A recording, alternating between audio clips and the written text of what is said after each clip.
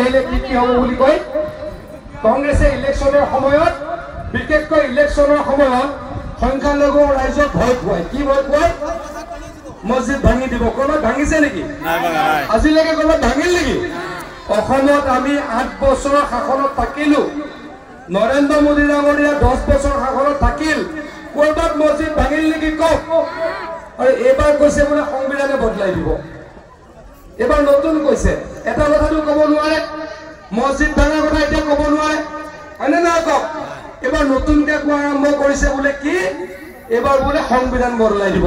এইবিলাক সকলো মিছা কথা আমি ৰাইজৰ কাম কৰিম মানুহৰ কাম কৰিম সকলোৰে কাম কৰিম আপোনালোকক প্ৰতিশ্ৰুতি দিছো আমি সকলো মানুহে আছো আমি হিন্দু বাঙালী সম্প্ৰদায়ৰ মানুহ আছো আমি ইয়াতে মুছলমান ৰাইজ আছো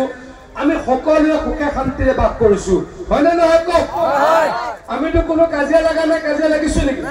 আপোনালোকে কোনো কাজিয়া নালাগাকে একেলগে বসবাস কৰিছে আৰু এইটোৱে বিজেপিৰ নীতি নৰেন্দ্ৰ মোদী ডাঙৰীয়াৰ নীতি সকলোৰে কাৰণে কাম কৰিম সকলোৰে শান্তিত থাকিম সকলোকে লৈ আগুৱাই যাম আজি আপোনালোকে কওকচোন ৰেচন কাৰ্ড কিমান মানুহ আছে হাত যাব